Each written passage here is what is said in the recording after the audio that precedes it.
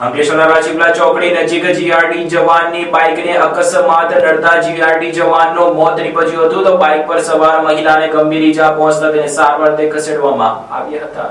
અંકલેશ્વરની રાજપીપળા ચોકડી ઉપર ફરજ બજાવતા જીઆરડી જવાન આજરોજ પોતાની મોટરસાયકલ ઉપર સંબંધિત શ્રમજીવી મહિલા સાથે પસાર થઈ રહ્યા હતા। તે દરમિયાન ધસી આવેલ ડમ્પર ચાલકે બાઇકને ટક્કર મારતા બંને બાઇક ઉપરથી નીચે પટકાયા હતા। આ અકસ્માતમાં જીઆરડી જવાનનું મોત નીપજ્યું હતું, જ્યારે બાઇક ઉપર બેસેલ મહિલાને હાથે પગે ગંભીર ઈજાઓ પહોંચવા પામી હતી।